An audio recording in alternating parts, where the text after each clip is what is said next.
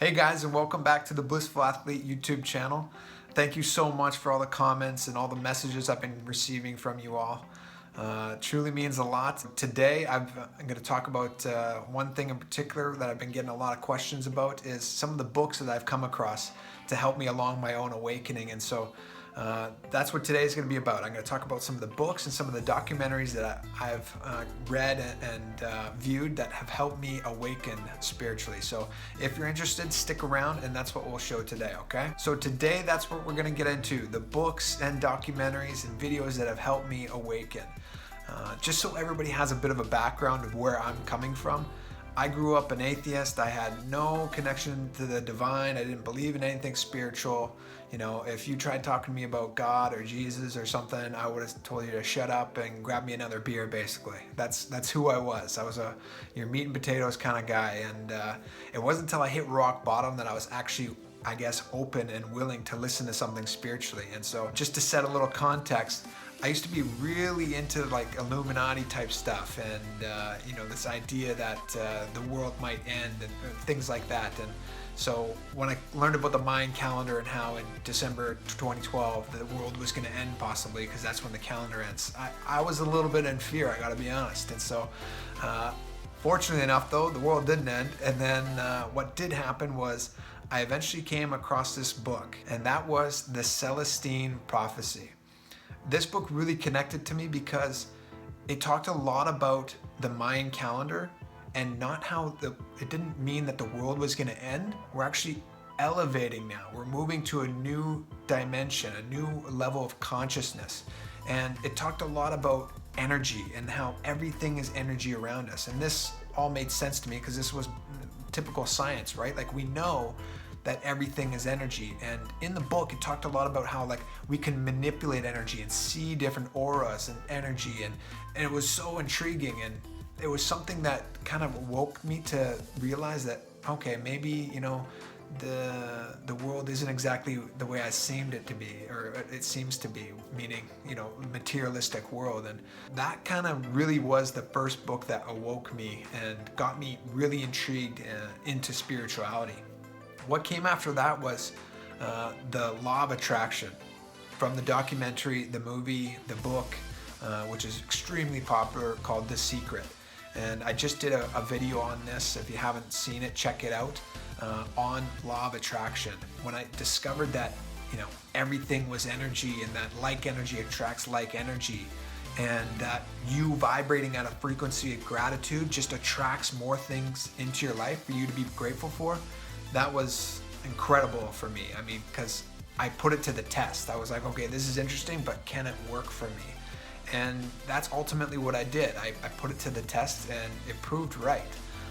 But like I said in the video, my past video, that it works, but there's a different level to it. And so The Secret is a great book. It's a great documentary, but it's really just the tip of the iceberg. After that, I was introduced to Joe Dispenza, which is a really intelligent guy. He did a great documentary that you guys should check out as well, called What the Bleep Do We Know?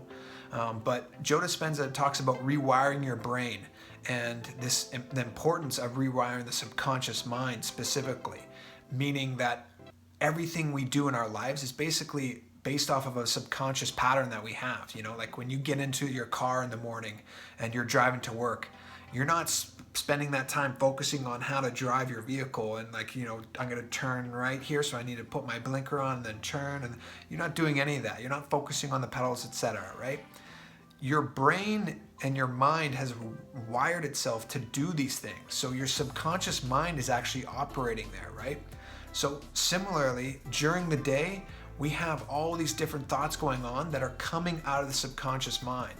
The subconscious mind is where our beliefs are held, right? And so the importance of rewiring the subconscious mind is really important when it comes to creating your reality. And so after I was applying this law of attraction, I realized that I kept fighting this one thing, and that was my own mind. I kept doubting myself, like, you know, I could create my reality. And then another part of me like, no, you can't, you stupid idiot, you know? And so I had these different parts of me going back and forth, back and forth. And so Joe Dispenza talked a lot about rewiring the mind, and it's really intriguing stuff. Another great book that I came across was The Power of Intention by Dr. Wayne Dwyer. Wayne Dyer has a ton of different books out there that are absolutely amazing. He has recently passed on, but he left behind a gold mine of information for anybody that's really interested in the mind, creating your reality, various different things, all the way from health to wealth. The one that I'm talking about in particular is power of intention, meaning as soon as you set an intention and you've chosen something that you want to create in your life, that intention is like you just need to hook onto it and allow that to pull you towards creating that reality. So when you have a strong intention, what we realize is that the universe was wanting to support us. The universe wants to create it for us. It's saying, yes, make it so. Like, this is what you want, then we want this to happen. But so often we look at all the negatives and all the reasons why we're not actually getting something. And so The Power of Intention is a really strong book because it talks about the importance of, you setting an intention, then sticking to it. And another book that kind of intertwines with this, which is really important that I read, is The Power of Now by Eckhart Tolle. Eckhart talks a lot about the importance of being in the moment and that everything happens in the moment. We have on average 70,000 thoughts a day, and a thought can only happen when you're thinking about the future or thinking about the past. You can never be in the moment and think a thought. And so Eckhart talks a lot about being in the moment and not thinking really, just being aware of what's happening, being aware of, sipping this glass of water, being aware of, this conversation I'm in, not being distracted by all these various different things. And so he was great for me in understanding the importance of being in the moment and being aware of what's happening around me and also within my own mind. But again, just like the Law of Attraction and the documentary The Secret, Eckhart is really just like the tip of the iceberg, and it goes so much more deeper to that, what he's even teaching us.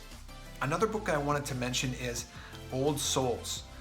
This book is written by a researcher that actually went into various different countries, mainly in the Middle Eastern area. He heard about these stories of these kids that they were born, and then around 4 years old or so, their parents would say, hey Jim, what's going on? And then the kid's like, I'm not Jim, I'm Sally. And the parents are like, well, no, you aren't, you're Jim. And the kid's like, no, like I'm Sally, and Dave's my brother, and my mom is Rick, and my mom's Judy, and my dad's Rick, and they live over here. And the parents are just blown away. And so what they did was they would go and they would search out this other family that this kid would say they're from, and in actuality, like that family had a child that he died or something like that, and now all of a sudden this new baby is reborn and it's in a different family but still recollects what's happening. It's an extremely interesting book. It covers hundreds of different cases where this has happened, and it's basically proving without a doubt that we are reincarnating. When you die, you don't go off and you don't burn in hell, or you don't just sit in heaven. You go back to the source. You go back to this unified field. There's nowhere else you can go. And so the Old Souls book was absolutely incredible when giving the raw science, and I was like, okay, this is real. This is actually what happens, and extremely interesting stuff. So I highly recommend that one as well. And of course, this led me basically down towards the path of yoga. I learned that yoga meant union, and meaning your soul almost is, or your consciousness is uniting with the cosmic consciousness, the divine itself. And so what I found interesting about that was the science kind of completely relates to that and completely says, this is probably the truth. And so we don't die. What happens is we take birth after birth after birth until we achieve the ultimate, which is enlightenment. And just like in the book Old Souls shows us, you take a birth and you have another opportunity to move towards a higher and higher state of consciousness. And that is what yoga is about. It's about uniting yourself with the cosmic consciousness, realizing that ultimately you already are the cosmic consciousness. And one of the books that came across me that was absolutely incredible is Autobiography of a Yogi by Paramahamsa Yogananda. He was one of the first yogis to come to the West and spread yoga to a massive extent that he has, and it's absolutely incredible. Steve Jobs was on his deathbed, so he gave Autobiography of a Yogi to everybody that he knew because he knew the importance of what was being taught in this book. And ultimately, it was talking a lot about things like materializing and being able to manifest whatever you want, and literally materializing like a golden palace. So things like this are completely beyond the Western understanding. The last book that I have to say, which is by far the most important book, if you're going to read one book, it is this book called Living Enlightenment. I went through this long path and it brought me to this book, which is absolutely incredible. It's written by my guru Paramahamsa Nityananda, who's basically reviving all of the most authentic teachings of yoga of the past, and it's absolutely incredible. He talks a lot about 4 tattvas: authenticity, integrity, responsibility, and enriching. So when we are in alignment with those 4 concepts, then that's when we can truly create our reality, and we're capable of doing whatever we want because we're so in alignment. You know, if you say, for instance, you know, I'm going to be here at 10 o'clock, and you show up at 10 o'clock, that's integrity, right? Well, when you live in a space of integrity where you are always integrated to whatever you think or say, ultimately you could say something along the lines like, I want this water to turn into wine. That's exactly the space that Jesus was in. Jesus wasn't here to just show off, like, look at what I can do, I can walk on water. No, he wants us to understand that this is something that we can do as well. Have I not said ye are gods? He's even said that we'd all be able to do these things and more. And that's what's happening as we evolve on this path of higher consciousness. Just like the Mayan calendar ending. The world's not ending. No, we're moving towards a higher level of consciousness. And when we practice these different teachings like responsibility, integrity, enriching, so always being in the space of enriching others, because ultimately they are you. You can't separate yourself from somebody else. So this book and Living Enlightenment was basically the cherry on top of everything that I came across along my path to where I am today. I'll leave it at that, though. I think that's probably a good chunk of information for all of you out there, but I highly recommend you guys check out that stuff. I'll put some links down below in the comment section as well, or in the description section rather. But hopefully you guys enjoyed that. Please click subscribe if you're enjoying these videos. Thank you for tuning in, guys. I'm definitely going to keep putting out videos because I'm enjoying it. All right, but take care and look forward to seeing you guys at the next video.